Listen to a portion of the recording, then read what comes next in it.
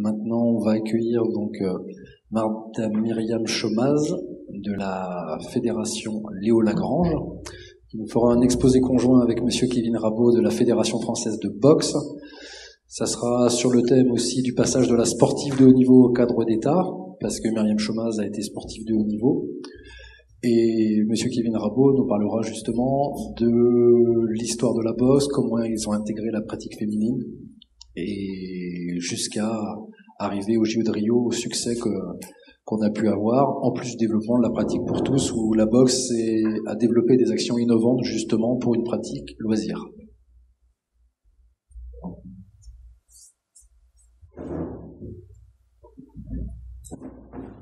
Bonjour à tous, donc les présentations ont été faites. Moi je vais partir un peu de mon parcours de vie. Je m'appelle Myriam Chomaz, je suis cadre d'État jeunesse et sport, je suis placée actuellement auprès de la Fédération Léo Lagrange, Fédération d'éducation populaire et qui a aussi un côté sport. Et j'ai été pendant une dizaine d'années avec la Fédération française de boxe. Alors ça m'intéresse justement de raccrocher un petit peu ce qu'on vient de finir avec l'UNSS et l'UPS et ainsi de suite, parce que moi j'ai un parcours vraiment multisport au départ. Donc j'étais plutôt dans Ardèche et tout ça, dans un milieu rural, et j'ai commencé la boxe un peu tardivement. Donc j'étais plutôt orientée vers des sports de pleine nature. Je suis partie dans un lycée sport nature, j'étais plutôt grimpeuse initialement, mais avec l'envie de faire un sport de combat, je suis arrivée à l'université en STAPS et j'ai découvert la boxe, la savate pour commencer. Et du coup, ça m'a tout de suite, j'ai accroché à cette activité. Donc, je retrouvais un petit peu ce que j'avais à travers les sports de pleine nature, c'est-à-dire un petit peu la prise de risque qui peut aller, enfin l'adrénaline. Et du coup, j'ai performé en savate tout d'abord, en boxe française. Et puis j'étais en équipe de France, j'ai fait des compétitions internationales. Et puis un jour, la fédération de boxe, cette fameuse fédération de boxe, a ouvert ses portes aux filles, parce qu'il faut savoir que c'est une fédération qui a mis beaucoup de temps à penser que les filles, on était aussi en capacité de pouvoir monter sur un ring et faire du combat. Pour eux, par un souci de protection, on va dire, pensaient qu'on était un peu trop fragile. Ça, je vous parle de la préhistoire, mais qui était les années 2000. Donc voilà. Et donc, du coup, les filles, on a le droit de boxer, mais comme les enfants, c'est-à-dire en boxe éducative à la touche, mais il fallait surtout pas qu'on fasse du combat. Donc, voilà, ça s'est ouvert. Nous, les filles de la boxe française, la savate, donc pour ceux qui connaissent, passe avec les pieds ou des poings. C'est un milieu qui est plutôt universitaire, donc là, il y avait de la mixité, on faisait du combat depuis très longtemps, et d'ailleurs, à cette époque, moi, je combattais avec des petits gants de 8, c'est des peu de mousse, et sans casque. Et quand je suis arrivée à la fédération de boxe, donc je me suis retrouvée avec des gants de 10, gros, et avec un casque. Donc pour nous, les filles, on était habituées à ce genre de combat, dur, donc on a tout de suite un peu performé les filles qui arrivaient de la boxe française. Donc on a raflé un petit peu des médailles au niveau international. Donc on a été plusieurs comme ça à performer parce qu'on avait eu tout un parcours et un accompagnement fait par une fédération, la savate. Donc la fédération de boxe, elle s'est dit chouette, les filles elles performent. En plus on n'a pas trop investi, ça marche bien, c'est pas mal, c'est assez facile avec les filles. Du coup voilà, ça a été mon parcours avec cette fédé d'un côté savate assez ouverte, puis une fédé de boxe où il a fallu un peu travailler sur les mentalités de ces hommes et de ces femmes aussi, parce qu'il y a certaines femmes aussi, c'est pas toujours que les hommes qui bloquent, faut pas croire ça. Ça a été tout un cheminement à faire. Donc on a eu, comme pas mal de filles qui démarrent dans des sports comme ça, des tenues trop grandes, puisqu'on prenait les fonds de placard et c'était les tenues des garçons. On était chacune avec nos casques de toutes les marques, parce qu'on n'avait pas droit au casque rouge et bleu qui était réservé aux garçons qui arrivaient, qui étaient cadets juniors et qui se retrouvaient en équipe de France. Nous, les filles, on était récupérées. Puis on n'avait pas d'accompagnement fédéral parce qu'il n'y avait pas de sous pour les filles. Donc on était un peu en difficulté quand même, puisque moi j'avais 29 ans à l'époque, donc j'avais arrêté de bosser à l'époque. Et peut-être d'autres connaissent, il y a Myriam Lamar qui était aussi dans des situations difficiles, des grandes championnes, mais en difficulté. Donc ça a été un petit peu pour nous les pionnières, alors je vais pas pleurer, pas me plaindre, parce que c'était aussi assez intéressant d'arriver dans cette fédération et d'aller conquérir des espaces. C'était chaque fois, nous on allait chercher des choses. Les garçons étaient un peu nostalgiques de la période Marcel Cerdan, la boxe avant c'était mieux, c'était toujours mieux avant. Nous pour les filles c'était toujours mieux après. Donc on était plutôt dans quelque chose d'assez positif là-dessus et enthousiasmant. Donc c'était un combat sur ring et aussi à l'extérieur du ring aussi. Voilà, pour aller chercher des choses. Donc fédération, année 2000, les filles arrivent, vraiment, voilà, toutes ces mentalités. Puis c'est vrai que peut-être que des filles qui montent sur un ring, ça lève un petit peu de la virilité de ce sport, puisque dans ce coup, c'est un sport qui était très masculin. Les filles arrivent, ça plaît pas beaucoup. Malgré tout, donc, cette fédération, elle a fait son petit bout de chemin. Donc, et puis, donc, la grande différence, c'est que pour les filles, c'est pas olympique. Donc, fédération olympique, les filles ne sont pas reconnues au niveau des Jeux olympiques, donc c'est vrai que l'investissement, il n'est pas tout à fait aussi le même. Donc là, c'était ce parcours au niveau de la boxe. Après, j'étais boxeuse amateur, puis après, j'étais boxeuse professionnelle. Donc là aussi, pareil, boxe professionnelle, c'est un peu pour les filles, donc un côté quand même plus simple pour arriver à la performance, parce qu'il y a moins de filles dans le monde, donc c'est vrai qu'on est plus facilement championne d'Europe, ou on arrive un peu plus facilement à performer, à obtenir des résultats en tout cas. Mais à côté de ça, moi, je me suis fait des soirées Jean-Marc Bourmec, par exemple, grosse soirée, gros championnat du monde, télévisé, ceinture WBC, mais en termes de primes sur le combat, j'ai pris 8 000 €, ce qui était ma plus grosse bourse en boxe, et 8 000 € c'est à peine un championnat de France pour un garçon, quoi. Voilà, c'est un peu les différences qu'il peut y avoir à ce moment-là. Donc voilà, puis aussi sur des anecdotes un petit peu sur la boxe professionnelle. Une fois, j'ai failli être arrêtée sur un combat. Je prends un coup de tête, blessure à l'arcade. Je vais dans le coin, donc il y a le médecin qui vient et puis il dit à l'arbitre, il faut arrêter. Il faut arrêter. Donc, une coupure en boxe, c'est assez classique, ça arrive. Donc je dis non, c'est bon, on a tout ce qu'il faut dans le coin, on est habitué à ce genre de choses. Donc il me laisse repartir. Finalement, je gagne le combat. Sinon, j'aurais perdu là sur arrêt sur blessure. Et à la fin, donc c'est lui qui m'a recousu. Et puis il me dit oui, j'ai vu ma femme, j'ai vu ma fille. Et du coup, il n'a pas vu la boxeuse.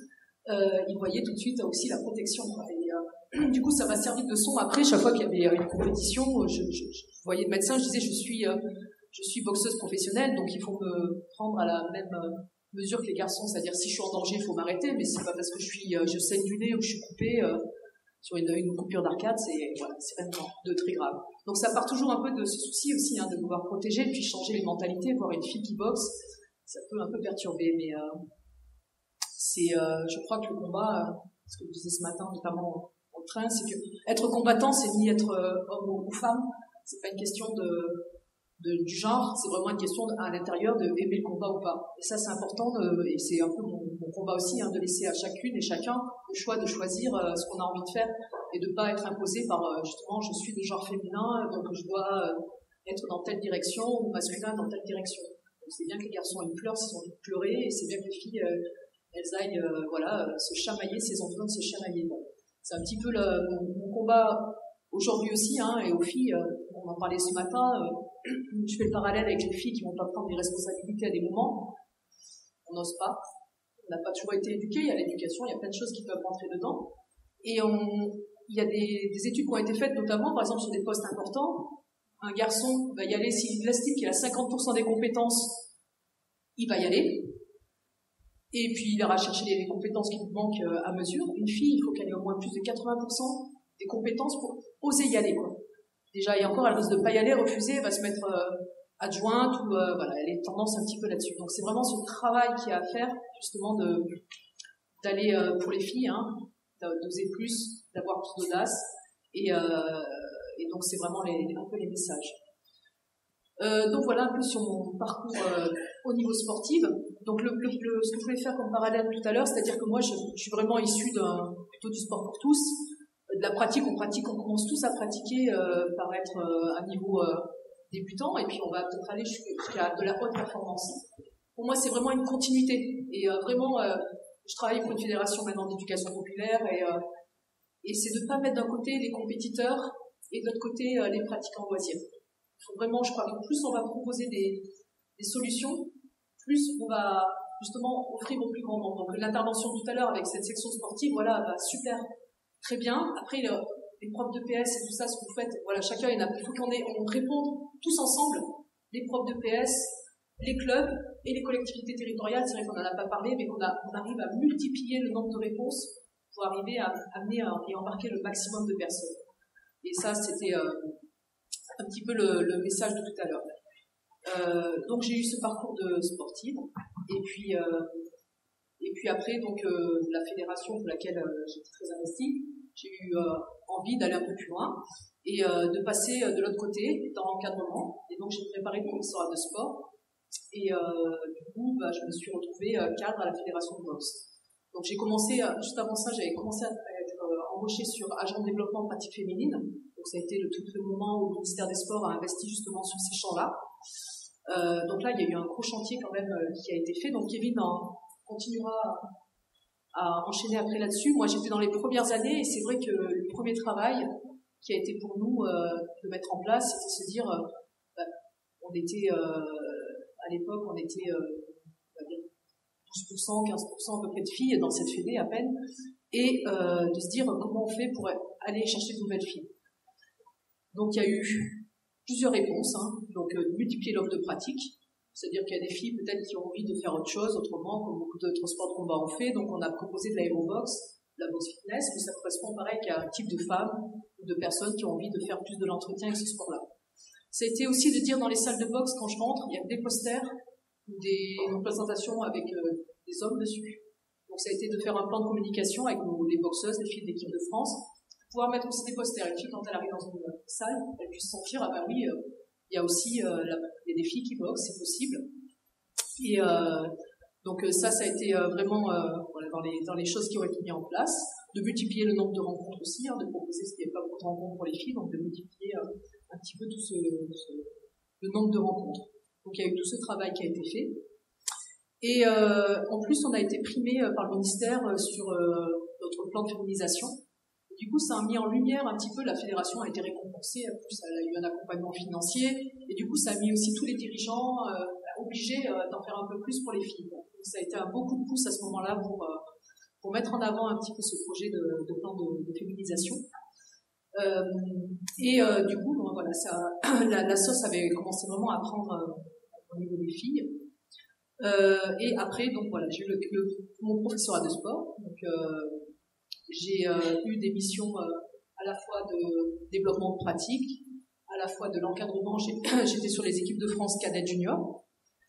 Et de temps en temps aussi, pour les anecdotes, je suis partie en Algérie par exemple avec les garçons, et puis j'avais un collègue cadre d'État qui est parti avec les filles, donc on est partis tous les deux, et puis on arrive en Algérie avec nos équipes. Et là, à chaque fois, ils pensaient que j'étais la kiné. Pour eux, c'était pas possible qu'une fille puisse encadrer les équipes de France. Et quand ils ont vu en plus que moi j'encadrais les garçons, ils se sont dit la France, vraiment il se passe un truc, pourquoi elle encadre les garçons et puis son collègue encadre les filles. Donc ça, je pense que c'est vraiment des choses aussi qui interrogent et qui montrent qu'il faut à tout prix que les filles en soient aussi dans l'encadrement et qu'on change les mentalités. Parce que être pratiquante, on commence à être un peu plus là-dessus, mais dans l'encadrement et quand on voit sur les centres de formation actuellement qu'il y a des filles qui sont en capacité de pouvoir transmettre, c'est que là on a vraiment passé une étape assez importante. Donc voilà, donc ça c'était des choses que j'ai pu mettre en place un petit peu au niveau de mission de cadre d'État. Et puis maintenant ça fait à peu près 3 ans là que j'ai quitté la fédération de boxe pour partir sur une fédération sport pour tous, plus sur l'éducation par le sport. Avec l'envie vraiment justement de rejoindre ce qu'on s'est dit, comment aller chercher ces publics éloignés de la pratique. Et donc là aujourd'hui, c'est de vous poser la question justement, essayer d'aller chercher des jeunes filles qui sont dans les quartiers. Et du coup, on a mis en place un projet expérimental qui est l'idée de faire ces publics, comme ce qui a été dit ce matin. Donc il y en a plusieurs types de publics des filles qui ne pratiquent pas du tout, qui n'ont pas du tout de culture sportive. Donc celles-là, il va falloir essayer de les chercher, de les convaincre. Donc, les arguments qui ont été donnés ce matin, c'est qu'elles mettent un peu du sens dans pourquoi faire du sport, d'aller les attirer, d'aller les chercher. Donc c'est une première chose, d'essayer d'attirer ces filles-là. Et puis une fois, si on les attire, c'est aussi de les garder dans les clubs, les structures. Et ça, c'est pas toujours évident, parce que c'est vrai que quand on a un parcours un peu compétitif, on se fait prendre un peu. La compétition, c'est ça qui est bien. C'est qu'on rentre dans une histoire, on va se projeter, on a des temps de rencontre, on monte de niveau, on progresse. Mais quand on a une pratique loisir, qu'est-ce qui fait qu'on reste dans les salles, notamment l'exemple avec les salles de boxe, c'est pas évident. Au bout d'un moment, c'est vrai qu'on peut décrocher de la pratique. Et ce projet donc qu'on a mis en place s'appelle Punchies Box. Et c'est vraiment le box de B de bouger, le O de oser et les 2 X des chromosomes des filles. Et donc c'est vraiment bouger, oser les filles. Et c'est de dire des filles qui pratiquent dans des... alors il y en a un groupe qui pratique dans des structures d'animation. Donc c'est pas un club de sport classique, c'est structure d'animation où il y a autant de la guitare, il y a plein d'activités, mais il y a une section sportive boxe, et notamment avec une section qui est réservée aux filles. Et puis un club de boxe un peu plus classique, qui a une affiliation à la Fédé de boxe et à Léo Lagrange. C'était de croiser ces deux publics, de pouvoir leur proposer un parcours. C'est-à-dire que dans l'année, elles n'ont pas un parcours, elles n'ont pas des rencontres sportives, mais elles ont des temps de rencontre, des temps forts, qui vont permettre à la fois de fédérer vraiment des groupes, de sortir du quartier, de se rencontrer à l'extérieur, et puis aussi de travailler d'autres choses, c'est-à-dire les faire monter un peu en puissance, c'est-à-dire que c'est elles qui vont concevoir les projets.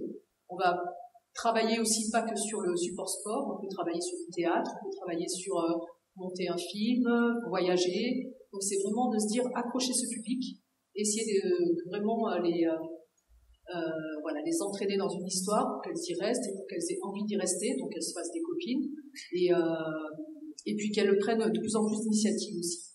Donc c'est aussi là-dessus de chaque fois de dire au début on les accompagne, on les guide et puis après c'est vraiment que ce soit elles qui soient moteurs du projet.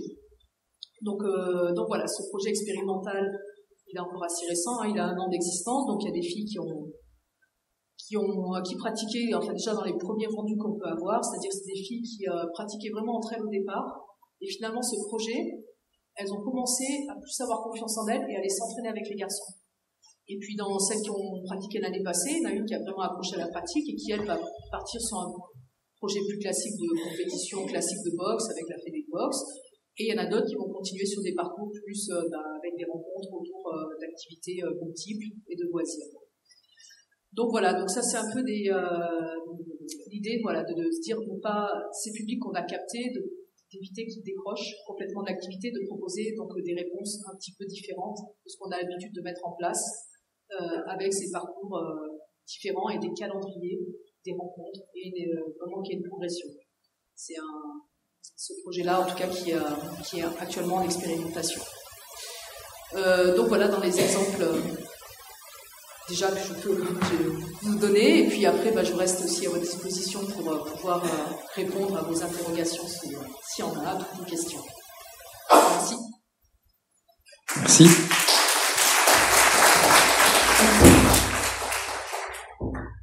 Est-ce qu'il y a des questions qui émergent ou on laisse M. Rabot compléter ? Allez-y. Bonjour à tous. Alors, je vais reprendre à partir du moment où Myriam quitte la fédération. Et je la félicite pour l'action qui est mise en place, parce que même si elle a quitté la fédération, elle travaille toujours en utilisant l'outil box. Et je pense qu'elle va bien au-delà de la pratique uniquement compétitive, et l'intérêt des pratiques sportives, c'est aussi cela. C'est d'aller bien au-delà. Et la pratique sportive est un outil. Bien avoir à l'esprit. On va peut-être commencer, s'il vous plaît, sur la première série. Donc, Myriam vous en a parlé, la fédération a mis très longtemps à s'intéresser à la boxe féminine. 97, je crois que la fédération internationale commence à créer une commission féminine. 99, première compétition internationale. Et la France la Fédération française de boxe commence à s'en soucier uniquement à ce moment-là. Il n'y a pas d'anticipation aucune, et les boxeuses de boxe françaises ont bien contribué aux premiers résultats des équipes de France. Pratique, si on regarde, extrêmement faible. Et là, c'est même pas de la pratique, je vous parle. On voit en 2003, par exemple, 3493 licenciés. C'est-à-dire que dedans, on a aussi l'encadrement, pas l'encadrement technique, on n'en parle même pas, mais les dirigeantes. Les dirigeantes qui n'étaient pas présidents du club, mais souvent secrétaire général ou femme du président. Voilà. On a ensuite tout ce parcours, les premiers résultats, l'arrivée d'un entraîneur national particulièrement dynamique, du nom de Francky Lesage, qui a vraiment travaillé sur la promotion de la boxe féminine, qui a défendu ses budgets, qui a défendu ses athlètes, et avec ces athlètes, on commençait à obtenir les premiers résultats en termes de promotion. Et on a vu, petit à petit, un essor de la pratique de la boxe. C'était en 2008, voilà, on commence à doubler les effectifs. Ensuite, Myriam arrive et on a une vraie réflexion sur un projet féminin à la Fédération française de boxe. Un projet qui sera lauréat donc des trophées femmes et sport. On est encore loin, malgré tout, d'une vraie politique fédérale. La fédération ne défend pas encore pleinement son projet féminin. On est encore, hormis pour ceux qui le portent évidemment, qui le vivent pleinement, on est encore sur la réponse aux orientations institutionnelles. Le ministère a fait une commande, on veut plus de sport au féminin, on va faire du sport au féminin, on va répondre au ministère, on va faire plaisir. Mais ça suffit pas. Ça suffit pas, donc la pratique a commencé à continuer à croître, notamment par rapport à la diversité des offres de pratique faites aux femmes, mais c'est pas suffisant. Si on veut un développement plus fort, il faut une vraie volonté. Il faut que cette volonté soit portée à la fois par des techniciens, des boxeuses, qui elles se battent sur le ring, mais aussi des élus.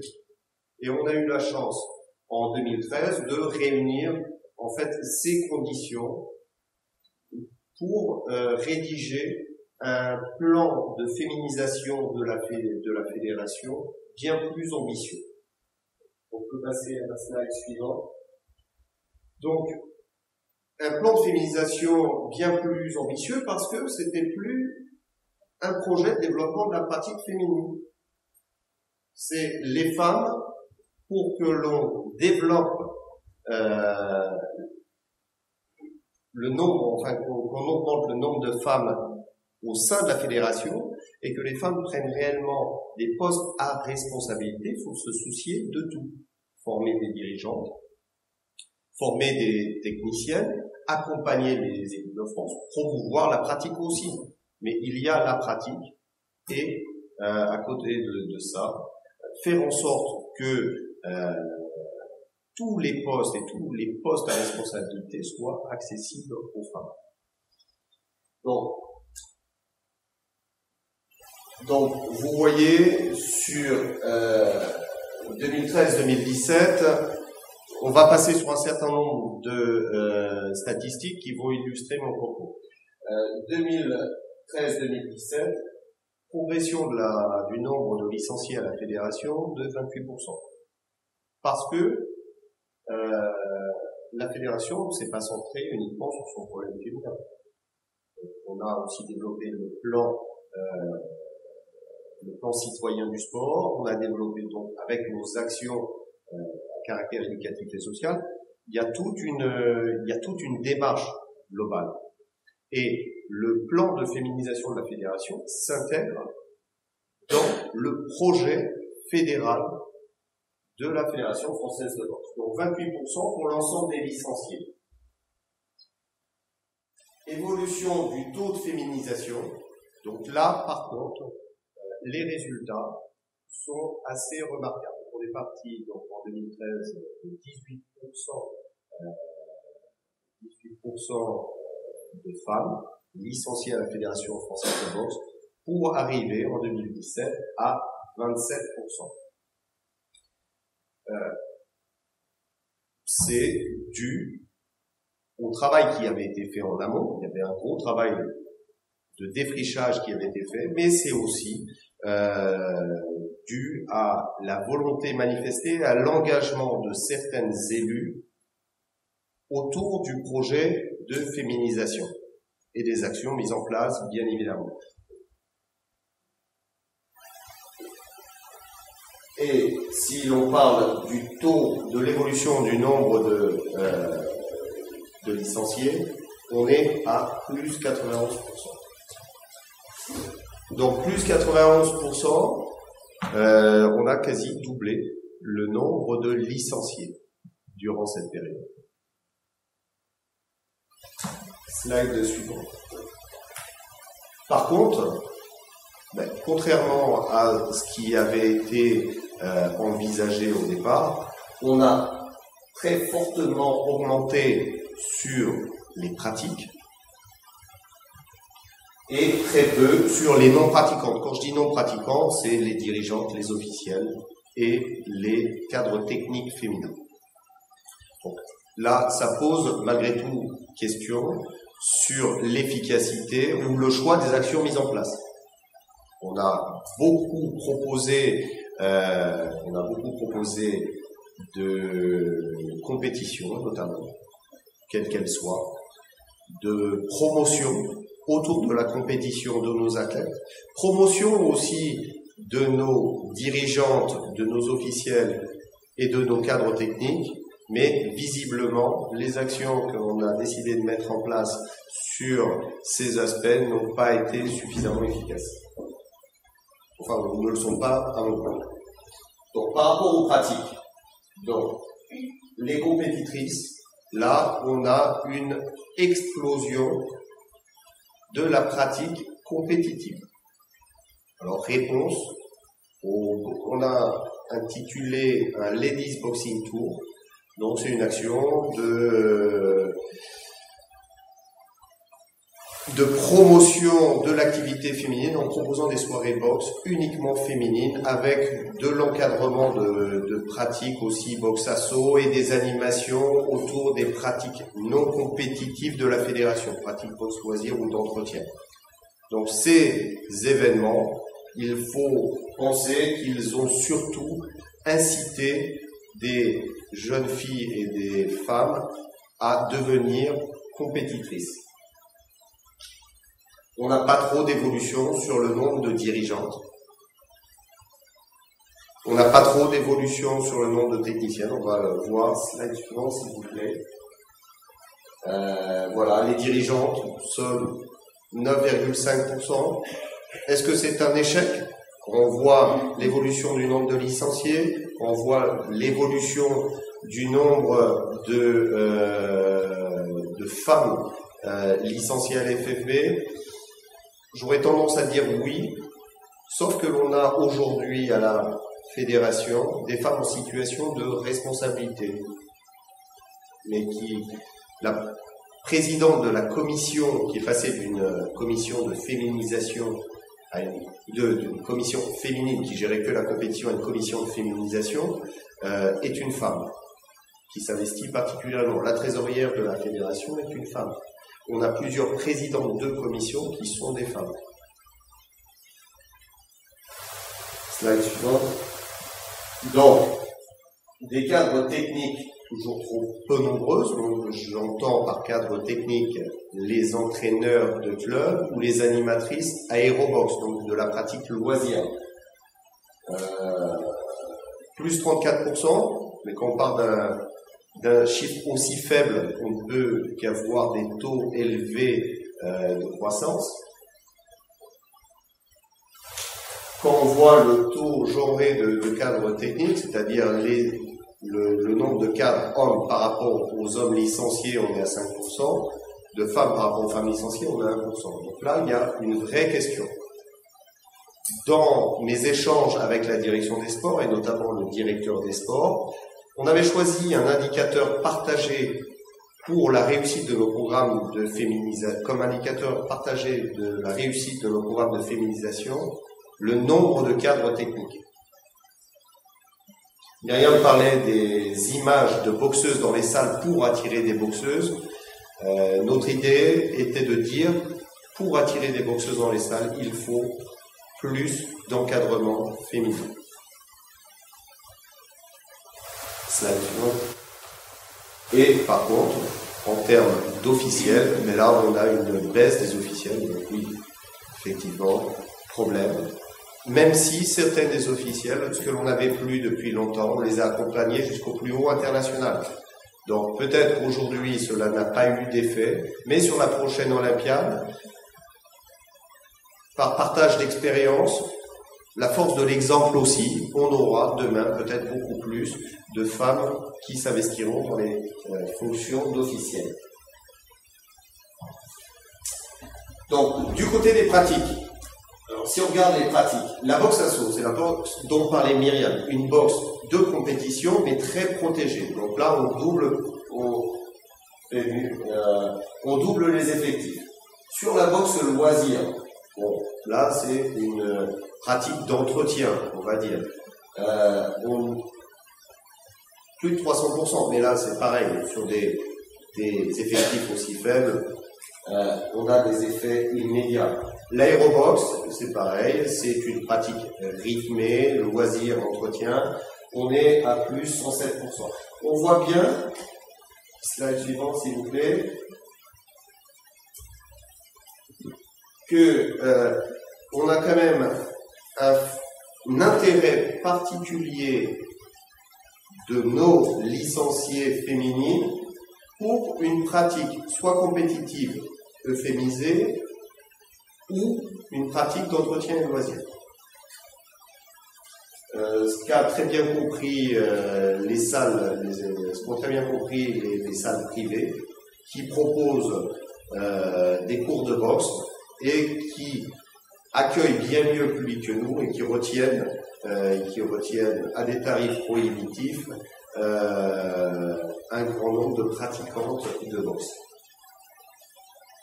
Malgré tout, l'évolution du nombre de licenciés en boxe amateur est important. Il y a un effet de communication entre la boxe assaut et la boxe amateur. Et là encore, à 4 ans, on ne peut pas forcément mesurer tous les effets, mais on les mesurera bien mieux pour les Jeux Olympiques de Tokyo dans 4 ans. Donc, si l'on parle des principes qui ont animé un petit peu le projet, parce que il faut défendre les principes. Moi, je suis fondamentalement pour une égalité d'accès à la pratique. Donc, on doit offrir. Et je voulais favoriser, et là, j'ai eu la chance de rencontrer des personnes comme Myriam, comme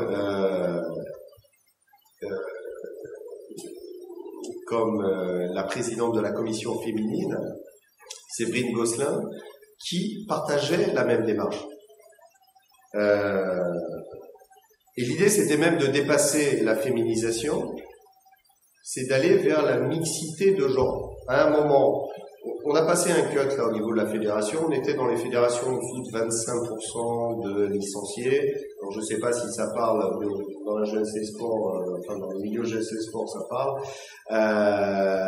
On était en dessous de 25 licenciés, donc en termes de représentativité du comité directeur, ça nous obligeait à avoir un nombre égal, enfin un pourcentage égal d'élus au niveau du comité directeur. Aujourd'hui, on est passé à 27%. Demain, à la fédération, on aura minimum 40% pour les prochaines élections, 40% de femmes au comité directeur de la fédération. C'est une obligation. C'est automatique. Et donc là, il fallait faire l'effort pour passer de cette volonté de féminisation à la volonté de mixité de genre au sein de la fédération. Et de la même manière, on faisait la réflexion tout à l'heure avec Myriam, parler toujours, il y a un indicateur au ministère qui est l'indicateur de licenciés issus des QPV, des quartiers politiques de la ville. Longtemps, la Fédération française de boxe était sur le podium des bons élèves. Et on l'est encore, je pense qu'on est deuxième fédération derrière la lutte. On a un taux aux alentours de 12-13%. Voilà. Parce qu'on fait des efforts particuliers, on mène des actions à caractère éducatif et social. Sauf qu'aujourd'hui, on doit dépasser, je le pense pour la boxe, cette situation d'idée, et c'est facilité par l'intérêt marqué aujourd'hui de la boxe de tout un nouveau public, c'est d'aller vers la mixité sociale aussi. Aller vers la mixité de genre, mais aussi la mixité sociale. Donc voilà ce qui présidait un peu à ce plan de féminisation du sport, enfin de la boxe, et aux actions que l'on a pu mener. Je m'aperçois que je n'ai pas beaucoup parlé de performance, et pourtant la performance a été quelque chose d'important dans la démarche. Ça a été un parallèle. Ça a été un parallèle de toute la démarche de féminisation. Par rapport aux éléments que Myriam vous a apportés de la préhistoire de la boxe féminine, à mon arrivée, avec les élus, on a volontairement placé les femmes à égalité de traitement, c'est-à-dire égalité en termes d'aide sociale. On a équilibré les lignes budgétaires, donc on a investi autant sur les garçons que sur les filles. Par contre, derrière moi-même, en tant que directeur technique national, je me suis toujours refusé à avoir un traitement différencié dans la perf ou l'analyse de la perf. C'est-à-dire que j'ai toujours eu le même niveau d'exigence. J'ai toujours eu la même rigueur et la même sélectivité pour partir sur les compétitions. Londres, en 2012, c'était la première fois que les femmes pouvaient participer aux Jeux. Il n'y avait pas de représentante française. Ça, j'ai vécu ça comme un traumatisme. Je pense que c'est partagé. La stratégie pour Londres n'était pas suffisamment affinée. Ça aurait dû être une priorité fédérale. Ça ne l'a pas été. En tant que DTN, ça a été l'une de mes priorités pour Rio. Tout de suite, j'ai souhaité que des représentantes françaises soient sélectionnées pour les Jeux et soient non seulement sélectionnées, mais médaillées. Bon, une fois qu'on l'a dit, c'est pas forcément fait. Mais c'était important de mettre les moyens en face parce que, au final, une médaille n'a pas de sexe. Une médaille n'a pas de sexe et le traitement de la performance est identique. Qu'est-ce que c'est que faire de la performance? Mais c'est mettre l'athlète dans les meilleures conditions et c'est répondre aux besoins de l'athlète. Donc, qu'il soit, que ce soit une femme, que ce soit un homme, qu'il soit jeune, on prend l'athlète tel qu'il est et on essaye de l'accompagner vers son plus haut niveau d'expression et d'accomplissement sportif. Voilà. À partir du moment où tout cela est dit, on peut réellement s'impliquer dans l'approche de la performance. Autre chose par rapport à la performance, et là c'est une approche peut-être provocatrice, mais si l'on réfléchit par rapport au sport au féminin, dans certaines pratiques, enfin dans certaines disciplines, tous les pays ne mettent pas les mêmes moyens au service du sport au féminin. Ça veut dire qu'on a certaines disciplines dans lesquelles la concurrence dans les compétitions féminines est moins importante que dans les compétitions masculines. Et là, c'est pas le cas dans toutes les disciplines, mais c'est une analyse à faire discipline par discipline. Et là, du point de vue du ministère, qui fixe des objectifs en termes de médailles, je pense qu'il y aurait tout à fait intérêt à faire cette analyse pour savoir où l'on doit mettre des moyens. Le sport au féminin doit être, et le sport de compétition féminin doit être bien plus soutenu qu'il ne l'est actuellement. Pas uniquement pour les principes que j'ai évoqués tout à l'heure et que je défends et pour lesquels je milite, mais aussi uniquement d'un point de vue comptable. Pour quelles raisons, entre autres, j'ai priorisé à mon arrivée l'objectif olympique pour les femmes? C'est parce que la qualification pour la compétition olympique chez les femmes en boxe est extrêmement difficile. Il n'y a que 3 catégories. Elles ne sont que 12 concurrentes aux Jeux olympiques. Très sélectif au départ. Par contre, quand vous êtes aux Jeux, vous êtes à un match de la médaille. Ou 2 matchs. Il en faut 5 chez les garçons. Enfin 3 à 4. Donc vous voyez cette différence. On doit défendre les principes, c'est très important.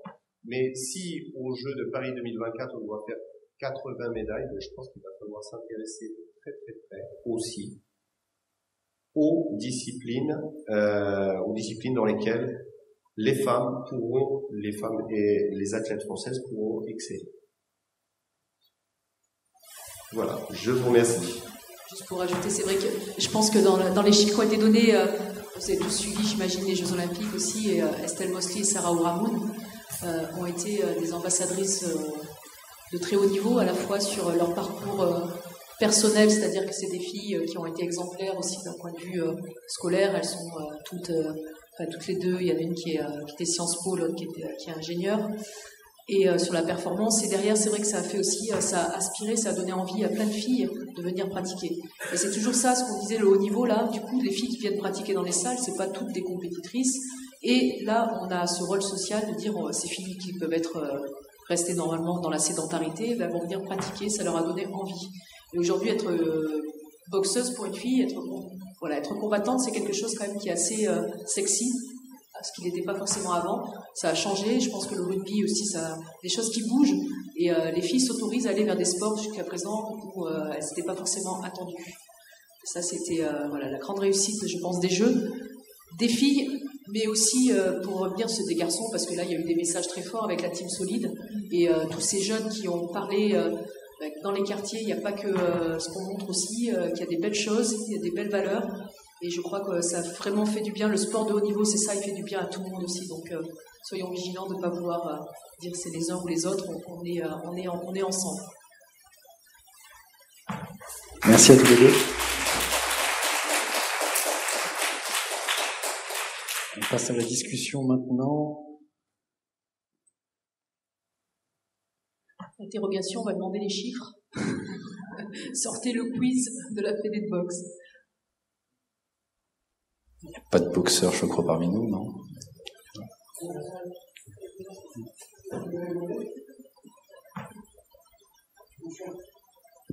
J'ai 2 questions. L'histoire se répète continuellement. On a l'impression d'être surpris tout d'un coup d'un public féminin qui veut s'engager et du coup avec des nouvelles demandes et aussi une nouvelle réalité, c'est-à-dire effectivement le salaire, l'accompagnement salarial.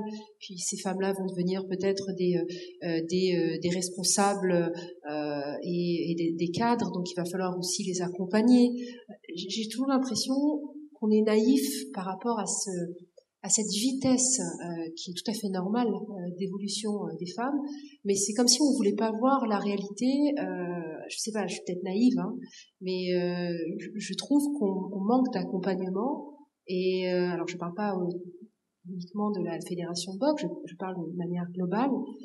Comment ça se fait qu'on est toujours un petit peu surpris de ces évolutions et que l'accompagnement, que ce soit réel au niveau du salaire ou bien psychologique pour être bien formé, pourquoi ça arrive toujours au 2e, 3e, 4e temps? Mais voilà, l'accompagnement, s'il est arrivé là sur cette dernière Olympiade, c'est juste parce qu'il fallait que des volontés se rencontrent. C'est uniquement une question de volonté personnelle et d'engagement commun. Voilà, c'est la question, je vais pas parler de militantisme, parce qu'on n'en est pas là, parce que vous avez bien vu dans mon discours, il y a 2 temps. Il y a d'un premier temps ce que je crois, ce que je porte, mais aussi une réalité comptable qui corrobore ce que je pense. Donc là, pour le coup, tout était réuni pour une mise en place et que le projet apparaisse pour tous cohérent et que tous puissent le défendre. Mais tout cela n'est pas arrivé par hasard, c'est le fruit aussi du travail, enfin des difficultés qu'ont pu rencontrer d'anciennes boxeuses, et puis du travail qui a été effectué, un travail de longue haleine où il y a eu des tâtonnements, et le plan de féminisation de la fédération sur ces 4 dernières années en est le fruit. Je vais parler peut-être du côté de celle qui était qui a vécu un petit peu autrement. C'est vrai que quand chaque fois qu'on gagnait quelque chose, c'était déjà aussi nous dire soyez satisfaite de ça, vous avez rien, et puis maintenant on vous donne ça, vous voulez tout, vous êtes gourmande. Et c'est vrai que c'est difficilement entendable quand on s'aperçoit qu'il y a des inégalités de patienter. Alors c'est vrai que Kevin est arrivé dans un moment où il a remis les choses aussi à plat. Ça avait commencé un tout petit peu avant, mais je veux dire c'est long quoi. C'est long, même pour les Jeux Olympiques, on a senti qu'on aurait pu rentrer avant, mais sauf que si les filles rentraient, il fallait sortir des garçons. Donc c'était compliqué parce que du coup dire non, ça veut dire que nous on va qualifier moins de garçons dans le monde parce que vous savez qu'au niveau du village olympique on peut pas augmenter le nombre d'athlètes, donc rentrer des filles ça veut dire sortir des garçons. On va attendre encore une Olympiade, sauf qu'après le CIO il a dit stop, si vous rentrez pas des filles, la boxe sort. C'est pas non plus toujours, il y a eu des choses quand même aussi comme ça, des pressions. Mais nous, les filles, j'ai trouvé qu'on était un peu passifs, quoi, de dire, on rentre pas en 2008, peut-être qu'on va rentrer en 2012, ok, on va rentrer à 3 catégories. Je dis les filles, mais je dis aussi les garçons, parce qu'on pourrait tous s'embarquer dans cette histoire, hein. C'est pas qu'une histoire de filles. Et c'est vrai qu'à des moments, ça fait un peu, on enrage un petit peu, parce qu'on accepte ces inégalités, on les, tout simplement, parce que c'est vrai qu'il y a une histoire, et que on hérite d'une histoire, on sait que les filles n'avaient pas forcément leur place dans le sport, et que là, à chaque fois qu'on gagne un petit peu, il faut qu'on en soit satisfaite. Mais je suis pas sûre que ce soit toujours la meilleure des réponses, et qu'à des moments, on pourrait un peu se fâcher un peu plus et montrer qu'on veut équilibrer plus vite.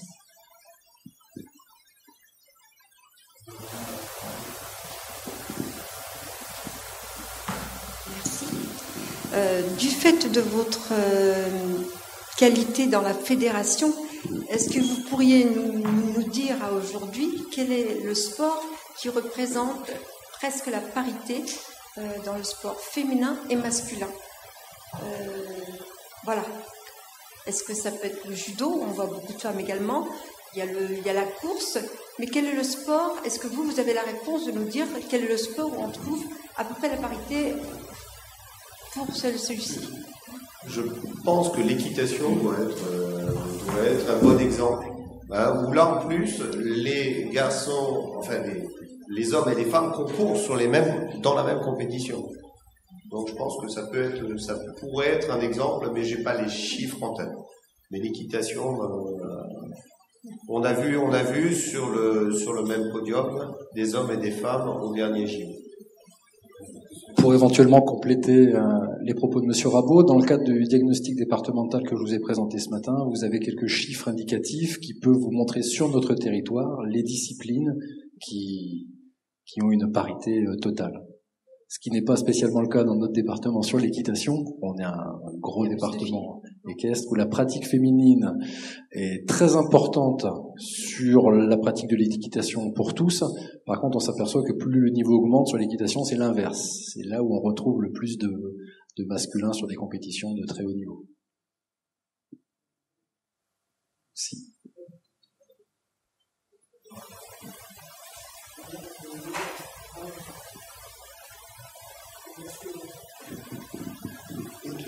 Monsieur, vous qui faites partie de la Fédération française de boxe actuellement, avez-vous déjà entendu causer de monsieur Michel Bretonel? Monsieur Michel Bretonel. Je suis un petit peu éloigné des clubs maintenant, donc j'aurai l'occasion de revenir à l'annonce bientôt. On en reprendra. Merci. Des questions? N'hésitez pas, on n'a pas la chance d'avoir tous les ans des intervenants de ce niveau. Bon. Quoi qu'il en soit, si vous avez d'autres questions, peut-être qu'ils pourront répondre à vos questions après la prochaine intervention. Merci à vous, Myriam et Kevin. Merci.